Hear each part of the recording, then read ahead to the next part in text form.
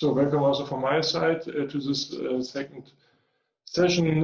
This session is about efficient and very fast routing and forwarding. And our first talk is given by Zhang. He's a guest researcher at NIST. Before he joined NIST, he graduated in 2017 from the University of Arizona with a doctorate dissertation about named data networking, local area networks, supervised by Beichuan Zhang. And today he is talking about NDN-DPDK, NDN forwarding at 100 gig on commodity hardware. Please, the floor is yours. Hi, my name is Junxiao. I am a guest researcher at the National Institute of Standards and Technology. Today I'm presenting our paper NDN-DPDK, NDN forwarding at 100 gigabits per second on commodity hardware. During the past 10 years of NDN research, we identified that NDN needs a high-speed forwarder. The use case for a high-speed forwarder includes data-intensive science, live video streaming, and many other applications. So we started the NDN-DPDK project. The performance goal is to achieve line speed on commodity hardware. In order to get there, we are pursuing two avenues. First, we want to adopt better algorithms and data structures, or the so-called network algorithmics. Second, we want to reduce overhead in the library and kernel. For this, we are using Data Plane Development Kit, or the DPDK. DPDK is a set of libraries to accelerate packet processing workloads. Its main feature includes a multi-threading library allows us to use all available CPU cores for packet processing. The ring buffer queue library allows us to efficiently transfer packets between threads. Huge page-backed memory pools means there is no memory allocation in the fast data path. And most importantly, DPDK provides some user space Ethernet adapter drivers so that packets can be sent and received without going through the kernel. NDN-DPDK is a complete implementation of the NDN data plane. Compared to parallel work, most other papers, they focus on a subset of the data plane functionality. NDN-DPDK is running on real hardware, while some of the previous papers, they rely on simulations as their evaluation. Most importantly, NDN-DPDK can support a full NDN protocol and name matching semantics. In particular, one of the NDN protocol design principles is name discovery. It allows the interest to use a partial name to find the data, which means interest name can be a prefix of the data name. While a lot of previous designs, they lack support for this prefix match and instead requires interest and data to have the same name for exact match only. NDN-DPDK adopts a multi-threaded architecture shown in this diagram. The threads are divided into three stages: input stage, forwarding stage, and output stage.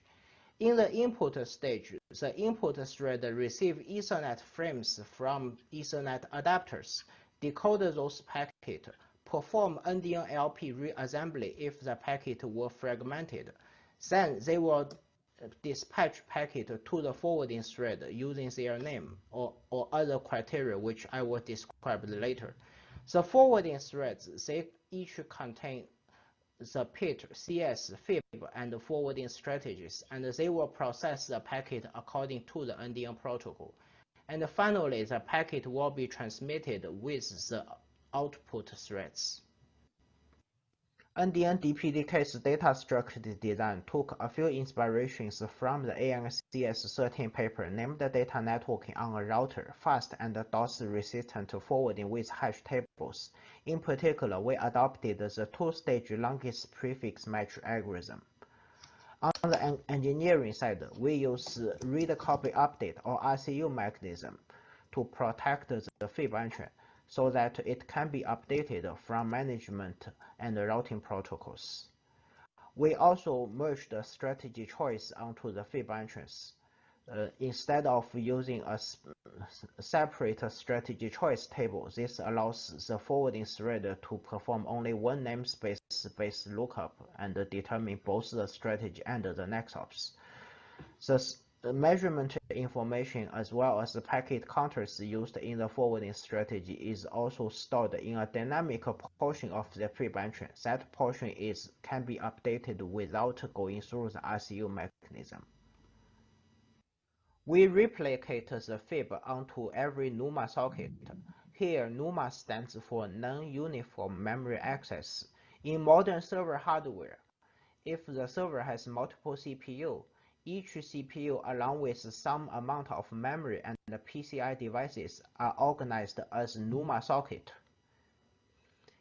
A CPU can efficiently access the memory in the same NUMA socket, but it will incur higher latency if it tries to access memory in another NUMA socket, or the so-called non-local memory access. By having a copy of FIB in each NUMA socket, the forwarding thread can avoid the non-local memory access during FIB lookups and therefore run faster. As shown in the architecture diagram, each forwarding thread has a private instance of the pending interest table data structure. They are implemented with non-thread safe hash tables, and update to the PIT does not need the RCU mechanism. But this means only one forwarding thread has information about each pending interest in its PIT. This imposes three requirements on packet dispatching from the input thread. First, if two interests share the same name, they must be dispatched to the same forwarding thread. This is required by interest aggregation and loop prevention. Second, if two interests share a common name prefix, they should be dispatched to the same forwarding thread. This makes forwarding thread effective by being able to collect prefix measurements.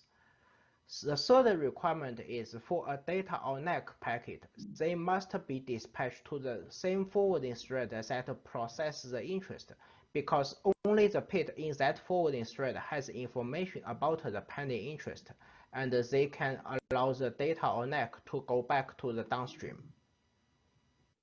So how do we do the dispatching? For interest packet, we dispatch them by their name prefix.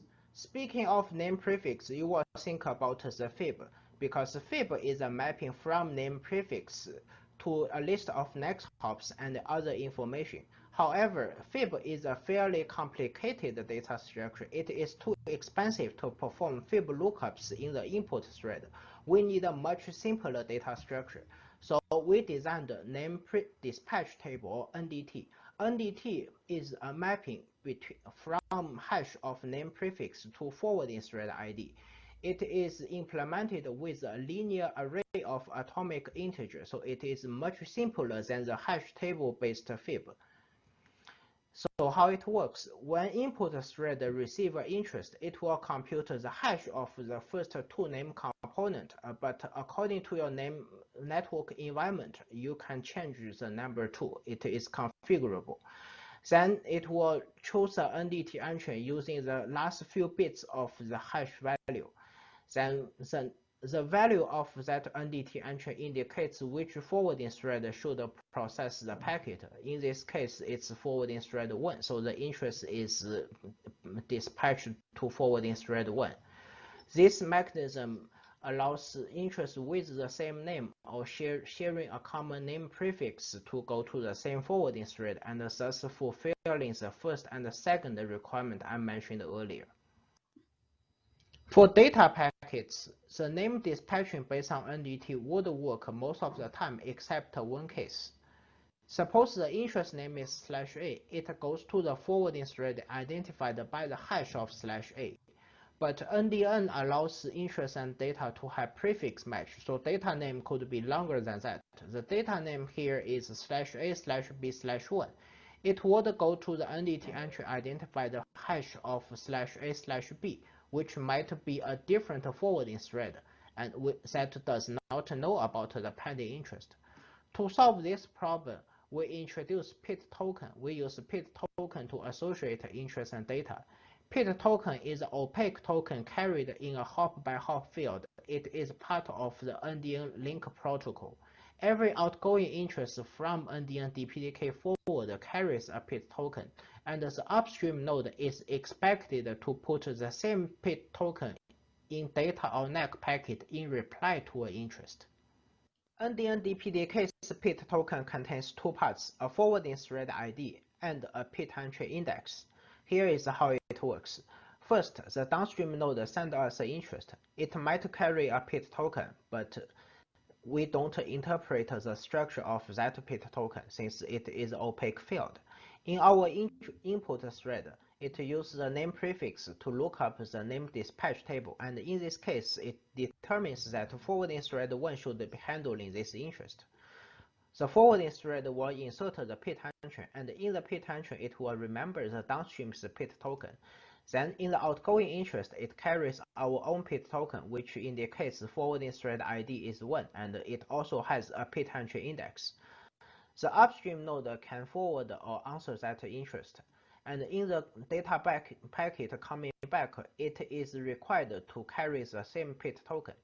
In our input thread, it will look at the forwarding thread ID portion of the PIT token to dispatch to the corresponding forwarding thread. In this case, it is forwarding thread 1. And the forwarding thread can use the PIT entry index portion of the PIT token to accelerate PIT lookup. But after finding the PIT entry, it is still required to check that the data packet actually satisfied the interest using name matching. This is to protect against a malicious party sending out outdated or incorrect PIT tokens.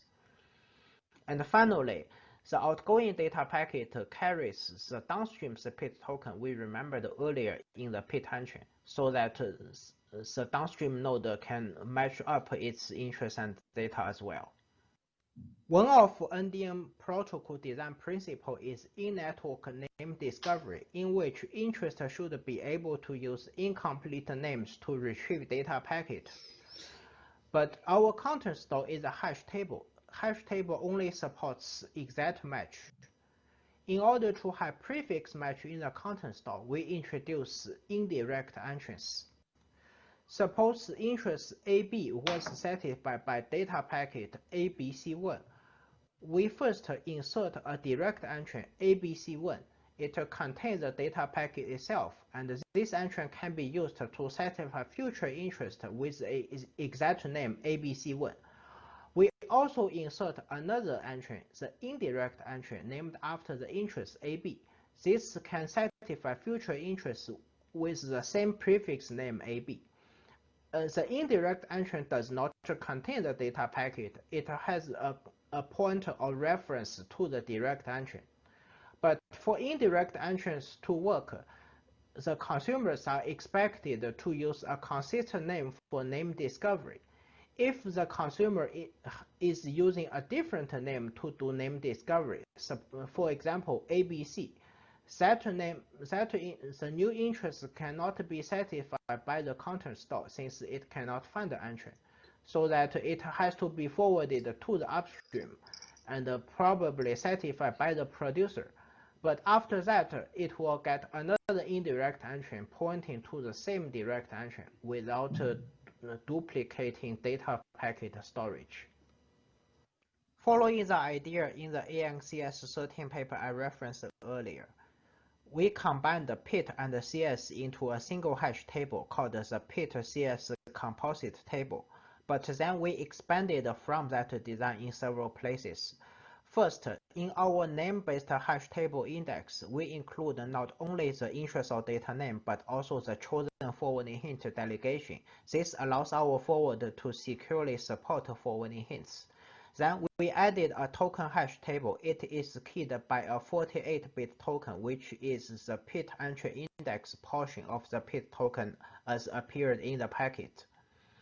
This allows us to efficiently locate the PIT entry when the data packet comes back. Within a PCC entry, we can have one or more PIT entries. It has a copy of the interest, records about the downstream and upstream phases. In order to support a forwarding strategy, there is also a strategy scratch area for forwarding strategy to store measurements and decision-related information regarding a pit tension. This differs from the FIB entry-based strategy scratch area, which is suitable for namespace-related information. The PCC entry can also have either a direct or indirect CS entry. Both of them contain some linked list nodes in order to support ARC or LRU cache replacement policies. Next up, I will present our benchmarks. We did our benchmarks in a simple 3-node topology. There are 2 traffic generators fetching data from each other through a forwarder. The consumer has cubic-like congestion control algorithm. The physical machine has 2 Intel Cascade Lake CPUs and a number of Mellanox Connect X5 100 gigabits per second Ethernet adapters. The big news is we made it to 100 gigabits per second. We measured the aggregate data forwarding rate from the consumers. This metric only counts received data packet and does not count retransmissions. Then we multiply that by the payload size. And with 8 forwarding threads, we can get up to 108 gigabits per second. The same experiment also shows us that payload size has low impact on data forwarding rate. Then we start changing the number of forwarding threads. The expectation is if we have more forwarding threads, we should get a higher data forwarding rate. But in reality, when we increase from 1 to 2 and 4 forwarding threads, we are seeing linear growth in data forwarding rate. But when we have more than 8 forwarding threads, there is no more improvement. The data forwarding rate plateaus at 8 forwarding threads. Our analysis indicates that the input thread might be the bottleneck because the current forward architecture only allows 1 input thread per phase. In our future work, I'm going to describe how we plan to address this bottleneck. As I introduced earlier, on a multi-CPU machine, each CPU, some memory, and PCI devices such as Ethernet adapters belong to a NUMA socket. We can either connect both traffic generators to the same NUMA socket, or we can move one of them to the other NUMA socket, forcing all the traffic to cross NUMA boundary and incur higher latency due to non-local memory access. In our experiment, we found that if traffic has to cross NUMA boundary, the throughput is up to 20% slower. We measured the forwarding performance with a large FIB up to 1 million entrants. As we can see from the numbers, aggregate data forwarding rate remains stable as the FIB grows. Interest latency is increased marginally. We tested the forwarding performance with a large content store. In order to generate CS hits, we need to use a different benchmark topology. There are 2 consumers connected on different Ethernet adapters and fetching the same data through the forwarder from a producer. In the plot, we are showing the content store hit ratio and the data forwarding rate. Each of the 4 colored dots represent a different scenario. Each scenario has a content store capacity and whether we are using exact or prefix match. The content store capacity is up to 1 million data packets in each of the 8 forwarding threads. For the prefix match scenario, the producer will append an extra suffix name component when it replies an interest with data. As we can see, prefix match has lower data forwarding rate than exact match because the content store needs to maintain both the direct and indirect entrance.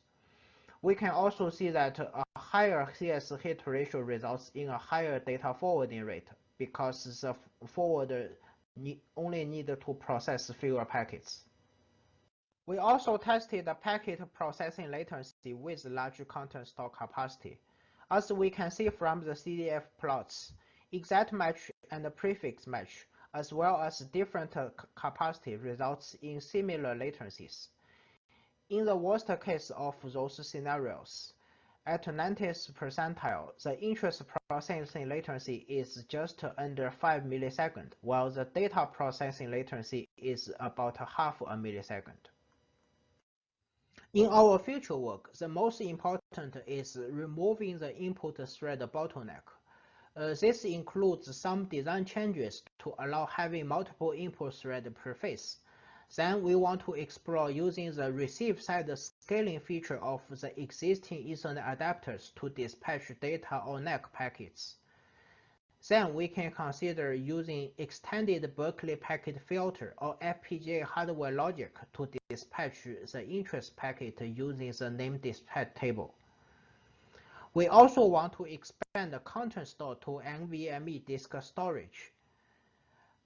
We want to perform load balancing among forwarding threads by changing NDT entrance automatically. And since 200 gigabits per second hardware is out, we want to do further performance profiling and improvement to reach that line speed. NDN-DPDK Codebase is open source published on GitHub.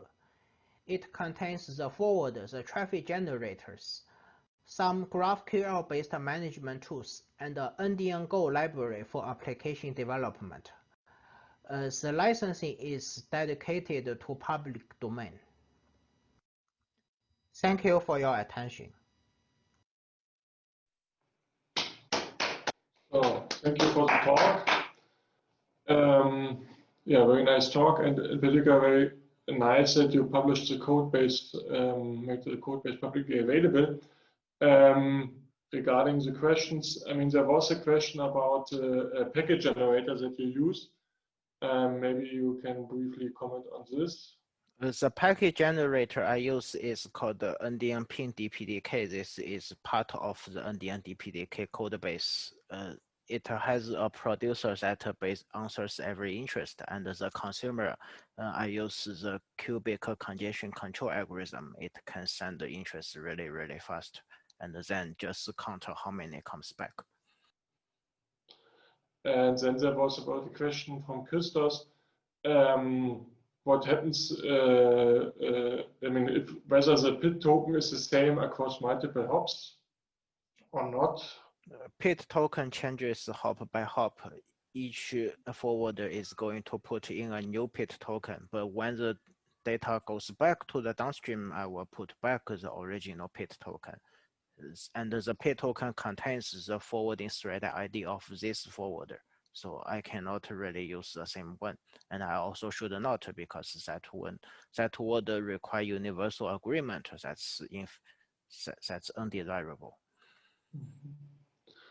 There was a already heavily debated question about what if the data packet does not contain a PID token?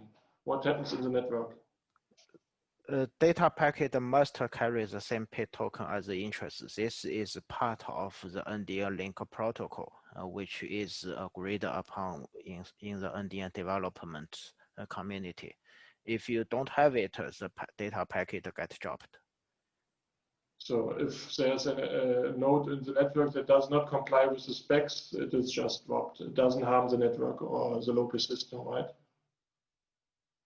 Okay. And there's another question by Kurzim. Are some parts of NDN-DPDK running on the NIC card, or everything is running in the CPU? Which part is running where?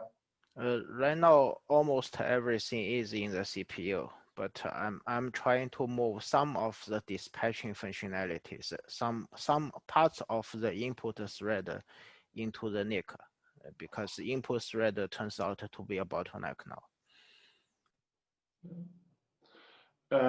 There's a question by Muqtadir. Can you use Ethernet flow director from DPDK to balance load?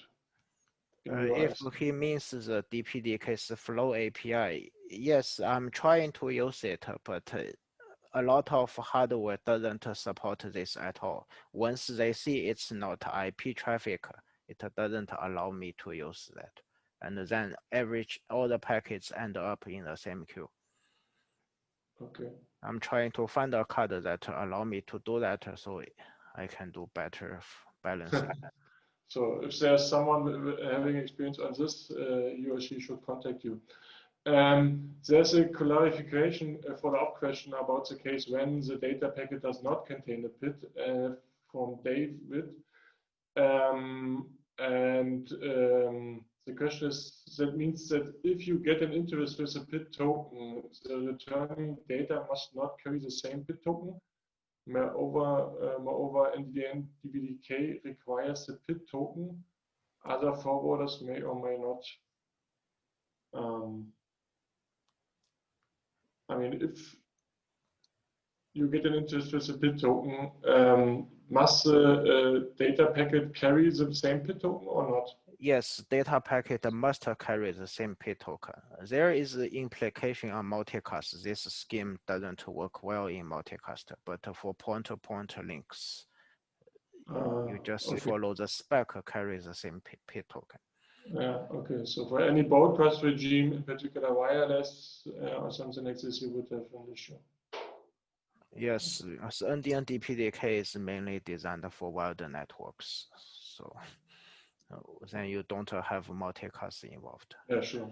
Yeah. Other question from Andre. Can the packet have more than one PID token in the stack? You cannot, but the incoming PID token will be remembered in the PID downstream entry. And then I just put in a new PID token. I don't need multiple. Okay. Okay. Maybe another question from my side. I mean, you said that you use a hash table to be DDoS resistant. I mean, are you using any specific hash table that in particular prevents complexity attacks on the hash table, or? I'm not sure about complexity attack. The hash function I use is SIP hash. SIP hash supposedly can prevent too many duplicates. It's quite balanced. Okay. But you did not, I mean, consider it explicitly to have a complexity resistant data structure. No. Okay. One clarification question from Ken regarding again the question: what happens when the data packet does not include the PID? It's already ignored. Okay, sorry. Then, if there are no further questions, I think we are done. So thanks again, speaker, for the talk and also for the questions. And feel free to continue the discussion in Slack, and in particular, check out the codebase on GitHub. Our next speaker is Teng Liang. He also graduated from the University of Arizona and was advised by Beichuan and Zhang, so some kind of alumni meeting here. He got his PhD in 2020 this year, and is now a postdoc with the Peng Cheng lab. And today he is talking about on the prefix granularity problem in NDN adaptive forwarding. So the floor is yours. Hello everyone, this is Teng Liang from Peng Cheng lab. Today I'm going to introduce our work on the prefix granularity problem in NDN adaptive forwarding. So the current IP architecture, the forwarding plane is stateless and has no adaptability. There are several cases the forwarding plane does not help much, like if there's link failure, if there's congestion and prefix hijack. It heavily relies on the routing protocol or the end host to handle these cases. But NDN forwarding can do much better in these cases because it's stateful and has adaptability. To summarize, in NDN, the adaptive forwarding means it is able to observe past data retrieval measurements on multiple parties and then use it to improve the forwarding decisions for future interests. This idea was originally proposed by Chang in his ICN paper, and then It was implemented in NFD as the ASF strategy and be deployed at the NDN testbed. The reason that NDN forwarding plane is adaptive because NDN uses this interest data exchange model and you maintain the states. So more specifically, here is the forwarding processing details. You can see when in the interest path, interest is maintained at the PID table in the middle. And after the data comes back, it also looks up the PID table. So with the states of the PID, the forwarding plane is able to measure the round trip time for an interest data exchange and also have other measurements. Then what is the prefix granularity problem? So NDN adaptive forwarding assumes that what we call interest routing locality, like the likelihood two interests are forwarded on the same path. So it assumes the routing locality is related to the length of the common name prefix. That means if interests sharing longer name prefix, they are more likely to take the same forwarding path. Then the problem here is, after you have the interest data name measurements, right? What name prefix length should be used to record the path performance measurements? With the assumption, you can see if we record the path measurement, performance measurement at a longer name prefix, we can achieve a better routing locality, which means they're more likely to, it's more likely we make the right forwarding decision. But that also means the name will cover fewer interests, like longer name cover fewer interests. So that ends up with a bigger FIB table. And we define this problem as which name prefix length to use to record the path performance as the prefix granularity problem. Existing designs, they use a static name prefix to record measurements. For example, there's an interest data exchange like /edu, /ua, /cs people10, index.html. And after we have the measurements on this one interest data name exchange, we keep the measurement at the prefix, typically the FIB name prefix here. So here's the FIB name prefix, and it has a ranked list of interfaces. And the measurement is on each interface is measured associated with it. So like here, you have measured RTT on the interface 2 to the /edu/ua. So this design has limitation. It's known to have limitation in handle partial network failures. And we give a concrete example here. We have a topology with 2 consumers connecting 2 routers and 3 producers. And R1 initially has the FIB /A R2 P3, like the R2 has a higher ranking than P3 because R2 has a shorter delay to reach P1 and P2. So this is the initial setup, and C1 is fetching data under /A/B, which ends up like the blue flow, while C2 is fetching data /A/C that ends up with the green flow. So there are 2 flows here. At some point, there's a link failure between R2 and P2. Ideally, we expect the forwarding plane is able to, at R1, is able to forward the green flow to P3, right? So there is another green flow under, like in the bottom of the picture. However, because we make the measurements at /A, if we do that, we need to change the FIB /A into P3 R2 instead of the current one. That will end up forward both the blue and green flow towards P3.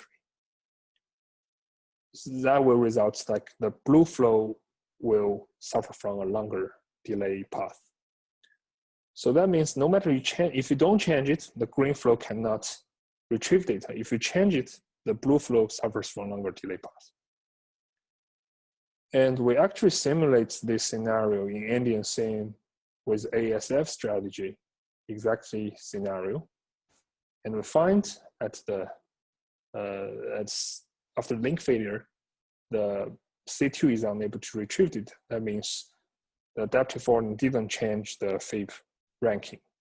This is because the blue flow keeps the routing, keeps the adaptive forwarding belief R2 is still able to retrieve data with a shorter delay. So it didn't change the route ranking. So how do we solve this problem? The key idea of this paper, you can remember, is we do dynamic FIB expanding. That means we expand the current FIB name from /A to /A/C with a neural ranking here. And by doing this, R1 is able to change the green flow to a different path, while the blue flow is not changed. We also simulate this scenario in NDN-CM. We modified ASF strategy. We hard code this name prefix. We assume the strategy is able to find this name prefix with this ranking. Then we find after link failure, C2 will be forwarded to alternative path, and after some time, it's able to reach the bottleneck of the bandwidth. So that proves if it is able to find it, we can solve this problem. But how can we find it, right? How do we do the dynamic expanding? Here are more details. So first question, when do we trigger FIB expanding? The answer is when we observe a new ranking of next hops, we will trigger FIB expanding. And then how do you do FIB expanding? We tried 3 different algorithms. We will talk into details later. And for the 3 algorithms, we played with it, we tried it in different traffic. We find they do not perform as stable as we thought. They are affected by where the accurate name prefix is. They are affected by the order of the traffic. So that drives us to think, how do we actually evaluate if an algorithm is good or not? Then we have 2 metrics to measure them, to evaluate them. Last, we find the FIB expanding algorithm may end up with unoptimized results. And also we don't want the tree to be expanded forever. So we come up with the dynamic FIB collapsing mechanisms.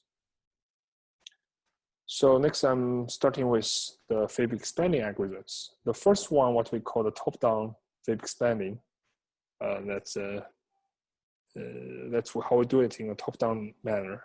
So here is an example. Initially, we have a FIB name tree /edu/ua with the route ranking phase 0, phase 1. And then there's a link failure somewhere for this name prefix. We don't know yet, but we can observe the packet performance, right?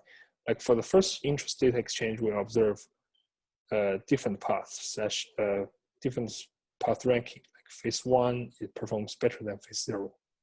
And then the expanding algorithm is triggered. The top-down design is simple. We just expand it 1 layer down. So we add 1 name component there, like /cs, with the new ranking phase 1, phase 0. So the problem here is if it's accurate, then we find the expanded tree, right? But it's possible the problem does not actually at the /A/CS. It may happen at a longer name, like let's say what happens if the /CS people should be the right accurate name prefix. That may end up, so if we have /edu/ua/cs/news, that's actually should not be affected, but because you add a name there, this one will be mirror a different one than the FIB longest prefix match one, right? So it will end up with adding a new node there, session news, phase 0, phase 1. That's exactly the same as the original FIB one. And it's affected because we add a new node here that may work for a partial subname prefix, not the whole one. So those that are not covered, should not be covered by this name prefix, will add new nodes there. And for example, if we have another web page, that will end up a node here. So you can see the top-down design may suffer. If it's not accurate when the first one added, it suffers from adding more and more nodes. The second design, the idea is bottom-up. It's in contrast to the top-down design. So the same example here, if we have measured a different ranking with the whole data name, which name prefix should we expand there? This one will take a conservative one by adding the full name minus one name component there. So it ends up adding a long name there, /CS people /10 there. So this name component, if it's accurate, then we're done here, right? But if the accurate name happens at a shorter name, so this one covers a small namespace there, that should be one. That will end up adding more nodes here because the problem happens at /CS/people level, not a longer net level. So each level will be added to cover the /people level. So based on what we have observed, that motivates us to come up with a better design. What we expect here is we really want to find the algorithm that can find the accurate name prefix without trying so many times. So this is what we call, we observe if we find the shortest name prefix with a solo route ranking, that's the accurate name we should find here. And to achieve that, we actually, in this algorithm, we need to maintain more observation information here. For example, if we have measured /edu, /ua, /cs, news index, it's the same as the original one. We actually have to keep this record somewhere, maybe in a measurement tree. And so when the next data comes in and we have a different ranking, and we can find that under /edu, /ua, it has two different ranking, right? Also under CS, it has two different ranking. Only when it happens at the people level, it has the solo rankings, phase 1, phase 0. So we just simply add this node there, and this is the accurate one we find. So this is the ideal case of this algorithm. Later we'll find this algorithm does not perform well if the packets arrive in different order. And this algorithm also has downsides of maintaining all those measurement information. So then the next, I want to introduce the evaluation model. How do we evaluate it? So the model is we give a FIB name tree and a supposed accurate FIB expanding name prefix there. And also we give a sequence of observed data names with route ranking. And we feed it in as the input. In the container, we have the algorithms. They will take this as input and perform the algorithm. And output is the expanded FIB tree. So for the expanded FIB tree, we want to see how many new FIB names are inserted. If there are more names, that means the FIB algorithm, the expanding algorithm perform worse because each new name added means your previous added ones did not cover this case. You need more changes. And that also means a portion of traffic has suffered from non-optimal paths. So you need to add a new name. And the second metric we think that might matter is the length of the newly added FIB names. because the longer the name, that may has impact on your lookup performance. So we think this is one metric that matters. In more detail, we use a 5-lane 3-out degree name tree there, and we will generate one accurate name prefix at different level. That means under this name prefix, the traffic should perform differently, should have a different route ranking. Then with this setup, we will randomly generate a sequence of data names and the observed route ranking. Like in different order, we have many sets. In the simulation, we have 15 different ranking order of traffic and measure their the results of the expanding algorithms. The first metric is the number of newly inserted FIB entries. As you can see, the bottom-up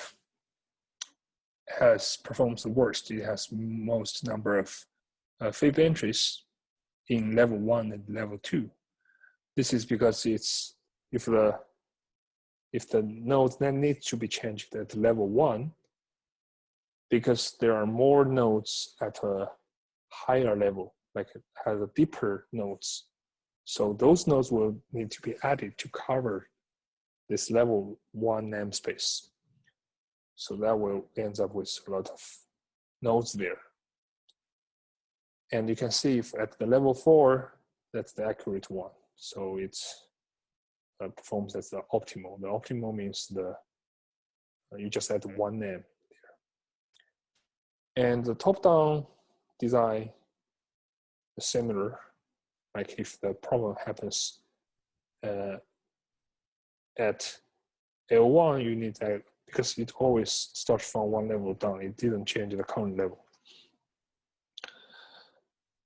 So when the problem happens at a longer, like a higher level, so it will end up with adding more nodes because you are from top and down, right? And for the SS strategy, the algorithm, it has different performance.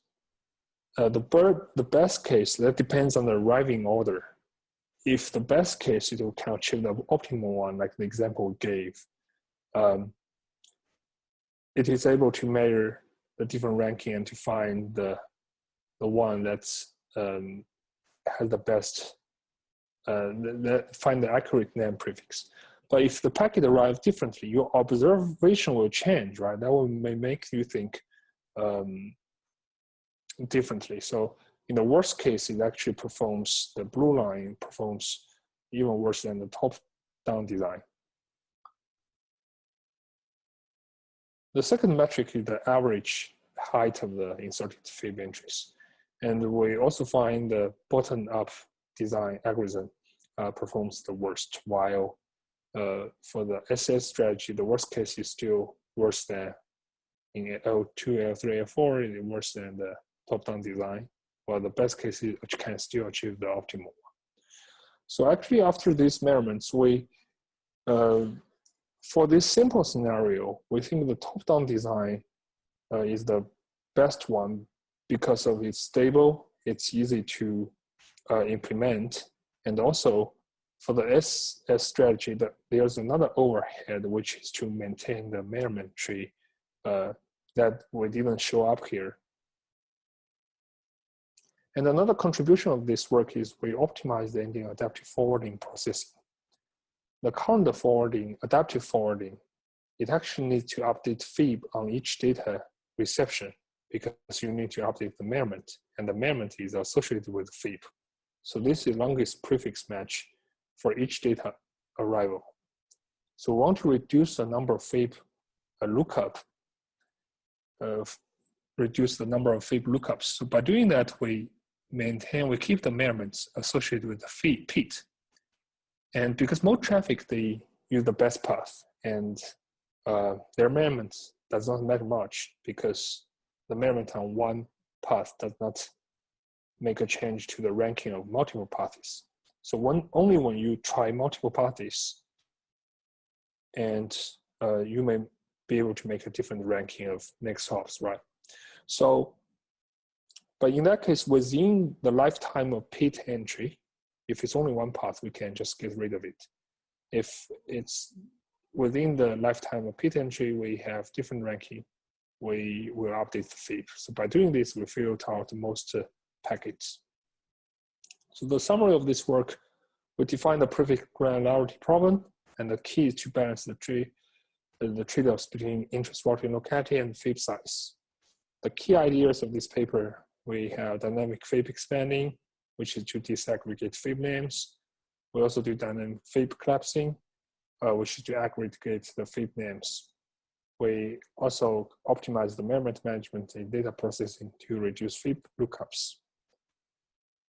Thank you for listening. Yeah, thanks for the presentation, virtual clapping. So we have two questions. One is from Zhang Yong. And the question is, in your example, whether only the application name can be aggregated, or whether also the network name can be aggregated. Okay, so here's Beichuan.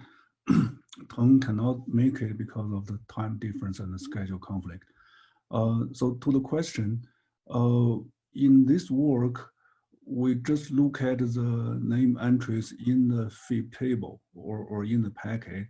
We don't care whether it's because of application naming or you name the network node. So we don't care how you name it. We just care about the name hierarchies. So it doesn't make difference to this particular work.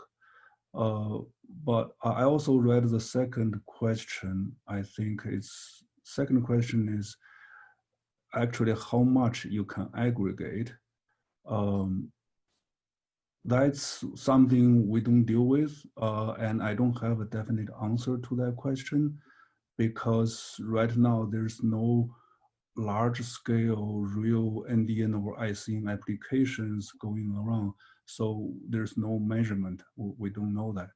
Just intuitively, even if you name your data based on application, not based on network hierarchy, and you are moving around, there are still some level of aggregatability there. For example, if I take my laptop going to different places, all my data is still named under my, say my own name hierarchy, like all my files in my Unix systems, right? So there's always to some extent, the aggregatability in the name, just we don't know how much there is because we don't have large scale application deployment right now. I don't know, there's a question by Anwar Wong still writing. You can also, if you like, you can also raise the question directly. Let me see how this works.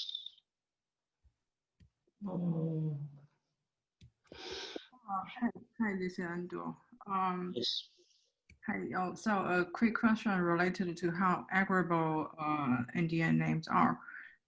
So, I mean, even in the absence of deployment, right, it is possible to somehow predict or anticipate the aggregability of NDN name based on existing conventions or NDN naming guidelines. I mean, how I guess another way to ask my question is how dependent, right, your algorithm are on existing guidelines. Right? I mean, what if users do not conform to those guidelines, right? How does that affect your algorithm? Right. So first, this work assumes if two names, they are very similar. Let's say they have 10 components and the first 9 components are the same, only the last one is different, then we assume these two entries should take the same path or same next hop. That's what we call interest locality, routing locality. How likely this is going to be true depends not only how you name the data, but also the network topology. So the name has to be able to be combined into under the same prefix and they share the same next hop. If both conditions are met, we can aggregate these two name entries or two routing entries. Otherwise, you cannot aggregate. Right? So that's why we say, I said there's no large traffic, because although we could know the name, but we don't know how each interest, which path they take. So that's why I cannot answer the aggregatability question in the real world. So that is, I mean, basically means also that it heavily depends on the namespace design and yeah, also needs careful consideration of who is getting which part of the namespace and depending on where the data is distributed.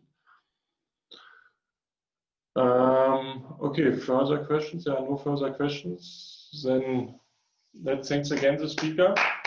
Thank you. And Beichuan for answering the questions. Our next speaker is Adam Drescher. He's a solutions engineer at Verkada, working hard to modernize the world of physical security solutions. And previously, he was a PhD candidate in computer science at Washington University in St. Louis, with a research focus in high-performance networking and future internet architecture, supervised by Patrick Crowley. And today he's talking about analyzing the performance of ICN forwarders on the wire. Everyone, thank you for joining me today. My name is Adam Drescher, and today I'm telling you about some work that I've done with my colleagues at Washington University in St. Louis, in particular, analyzing the performance of ICN forwarders on the wire. And why might we want to do this? Well, there are plenty of ICN papers out there that focus on forwarding performance and include some experimental analysis. However, few of those papers are focusing specifically on the evaluation methodology that we should consider for an ICN forwarder. And for those materials that do focus on such a thing, they're often missing some of the practical steps someone in the community might need in order to replicate that process on their own. And so we aim to remedy this. And the way that we're accomplishing this is by providing a series of behavioral micro benchmarks that we can apply to ICN forwarders that interrogate specific components of the forwarder and hopefully reveal subtle behaviors in its forwarding performance. And to show the efficacy of these micro benchmarks that we're providing, we've applied them to two well-known ICN forwarders in the community, Matthias from the CCNX project and NFD from Name Data Networking. It's not to say that these two forwarders were chosen because they're the bleeding edge in performance, but just to show that we can reveal subtle conclusions about their performance with these experiments. We also detail our steps for our synthetic workload generation and other practical concerns for experimentation to allow others in the community to get up and running with a rigorous approach. And so we have a few key focuses for our micro benchmarks that we're providing. And the first and most important is that we want to probe the core data structures in an ICN forwarder, because that's where the biggest difference in performance behavior will be. And so that is the PIT, FIB, and content store. Another very important aspect is that if we're probing the PIT, we want to minimize the aspect or the influence that the FIB and the content store have for the course of that experiment, so that we can truly measure the effect of the PIT or whatever we're interrogating the PIT with.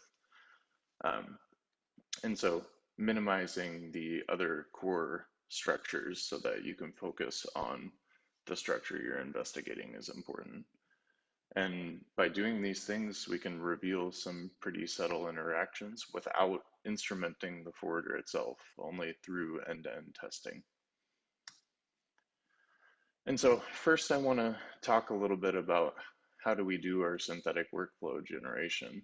And so Cisco publishes an umbrella top 1 million domain names sorted by the popularity of those domain names. And so we convert those domain names to a hierarchical ICN name, and that gives us structure with multiple name components already built in. And then we add padding to the end of that name in order to make it the average URL length, which I believe is 76 characters.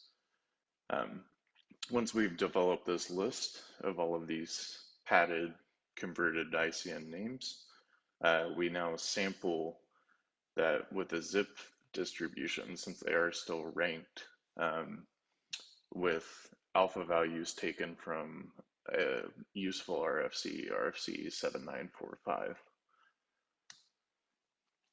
And so just to show you a quick example of what this process will look like, if we take one of the top 20 results in the Cisco umbrella list, production server at Netflix, we can see how we can retain the hierarchical information with the top level domain, the actual domain name itself, and the subdomains provided, and convert that to a hierarchical ICN name. And then once we do that, we add the padding just like we said. Here I just have a placeholder with the padding because it would take up too much space. And those are the names that we're then sampling with the zip distribution to actually generate the workload that we use on the wire. And so now let's just dive in to a couple of the micro benchmarks briefly. The first is targeting PIT scalability and the influence of interest lifetime. And so for this particular micro benchmark, it's interest forwarding only. There are no data packets coming back. And that's because you don't want data packets satisfying interest packets in the PIT, and then that entry gets purged early. We want to stress the PIT. We also focus on small packet forwarding rate for this because with large packets, bytes come pretty cheaply, and the per packet cost is really what we're after here. In order to minimize the FIB, we use a default route, so that is having its lowest possible impact. And then for the content store, we disable it entirely. And so that's how we ensure that any differences in performance we might see should be related to the PIT itself. And so I have on the right a plot of the performance results from both Matisse and NFD. Sorry, with the picture-in-picture, the top right might be covered a little bit, but I can assure you that Matisse's results are incredibly consistent no matter what the interest lifetime is. But anyway, on the x-axis, we have our actual measured value, the interest forwarding rate in thousands of packets per second. And then on our y-axis, we have the tested interest lifetime for those two forwarders in milliseconds, ranging from 1 at the smallest to 5,000 milliseconds at the largest. And we can see Matisse is incredibly consistent across the entire range of. And with NFD, we can see that it has a performance knee at a 5 millisecond or so interest lifetime, and then the performance decreases relatively aggressively as we keep increasing the interest lifetime. And this does have some interesting consequences if someone found themselves in a position where they needed a decent amount of packets per second out of NFD, because the default interest lifetime is 4 seconds or 4,000 milliseconds. And you could be operating at a significantly lower forwarding rate than if your application allowed you to have a more tight interest lifetime. And so the PIP performance of NFD changes pretty substantially as the interest lifetime changes. For the second micro benchmark I'd like to show, we decided to focus on probing the content store. And in order to do this, instead of only doing an interest forwarding experiment, we're going to be doing full interest data exchange. And also, instead of doing small packets and looking at the forwarding rate in packets per second, we're using large packets and measuring the good put. And the reason for that is what better way to test the content store's efficiency than the benefit that you get if you're getting a high hit rate, and then you get a boost in good put. So that was the focus there. On the x-axis in the graph, we're plotting our measured value, which is the good put, as I said, measured in megabits per second. And then on the y-axis, we have the configurations that were tested, content store on and off for both Matisse and NFD. And then for each of those, the zip alpha value of 0.64, which corresponds to about a 10% hit rate in the content store, or 0.84, which corresponds to about a 50% hit rate in the content store. And for Matisse, if we focus on the content store off results, we can see it's relatively consistent. And then if we go to content store on with an alpha of 0.64, roughly 10% hit rate, we get a boost in our performance, a small one, but a boost, which is what you would expect if you're getting a 10% hit rate. Then for the 50% hit rate, which is the alpha value of 0.84, we get an even larger boost in good put. So those results are exactly like you would expect. For NFD, that is not the case. But first, let's start with the content store off results. That's pretty normal. Those are consistent. And then if we turn the content store on and look at the alpha value of 0.64, the 10% hit rate, our performance tanks tremendously. And that's because the cost of enabling the content store is too large of a cost that even though we're getting 10% hit rate, we're taking a performance hit. And so that's around a 20 megabit per second difference in good put, just because we enabled the content store. And these are almost 1300 byte packets that it's serving. So it has the potential to significantly affect the good put in a positive way. But the next one is the alpha value of 0.84, and this is the real shocker. Even with a 50% hit rate, 50%, we still don't even break even on what it cost us to enable the content store, and we're actually getting less good put than the case where we just disable the content store entirely. Granted, the difference is smaller. It's a difference between 105 megabits per second and 109 megabits per second in the case where it's off. But you would still expect 50%. We should definitely be getting a boost in good put by enabling the content store, and that's not the case.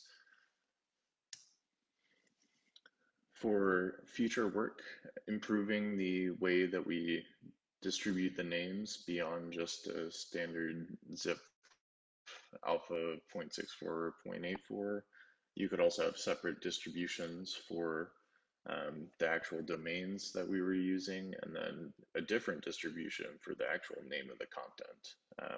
We didn't really have a distribution for the content names. Those were just the padding values. And then adding new micro benchmarks and refining the ones that exist. These things are not set in stone. And I'm sure there are plenty more useful things that people can think of to measure and see interesting behaviors. And then what did we accomplish? Well, we specified the steps for our synthetic workload generation so other people can follow in our footsteps, going from sourcing the data to actually generating the data set that was used in the experiments. And we provided micro benchmarks that illustrated some pretty interesting forwarding behaviors in our example forwarders that we tested. And they focus on those core ICN data structures, and they definitely had a measurable impact. Well, thank you all for your time, and I'd be happy to take any questions. Thank you, Adam, for the talk. There are some questions, basically one question ongoing in the Slack channel, which is highly relates to publishing the data. whether you intend to publish a naming list and or your scripts to generate these names based on more recent data. Yeah, absolutely.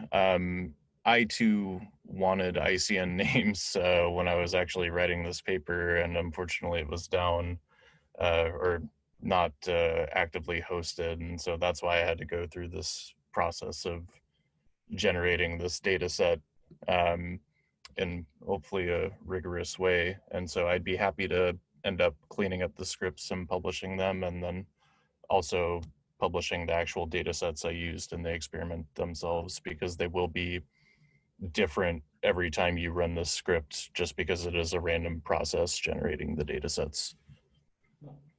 So that would be really cool. I mean, just a clarification for those of you who are not so familiar, I mean, the original input for this data set is publicly available, published by Cisco. It's one of the common top lists, and based on Android script, you then could convert them to NDN readable names. Other question maybe regarding your micro benchmarks. I mean, how much do they actually depend? I mean, the insights, the results that you get, how much do they actually depend on the implementations? I mean, yeah, I mean, I think from a structure point of view.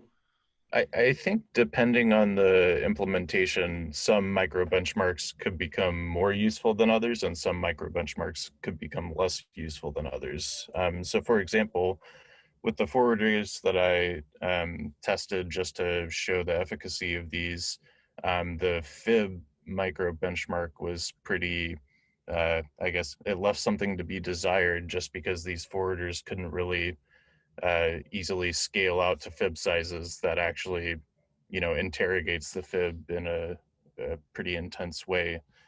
So the FIB experiment didn't really matter much due to the implementation, but I could see in a high performance forwarder where you're able to actually scale out the FIB entries far beyond, say, 1,000 entries, then it could matter quite a bit.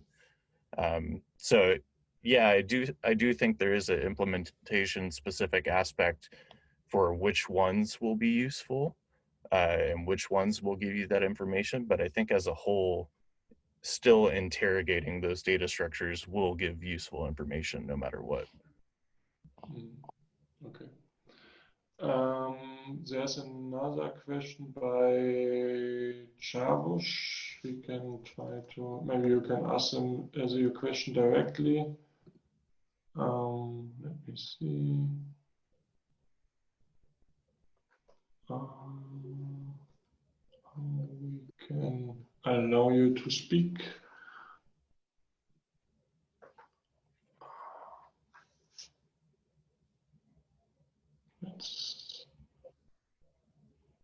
Okay, now it's only in the chat. It's more a comment.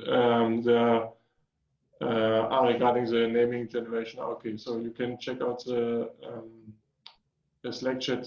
He was also posting a tool to generate names. Okay. Okay. Any further questions? Doesn't seem the case. Then let's thanks again all speakers of the session. Yeah, I'm looking forward to your paper artifacts. So, and we will meet again for the post and demo session in 20 minutes. So 6 p.m. UTC in this Zoom channel.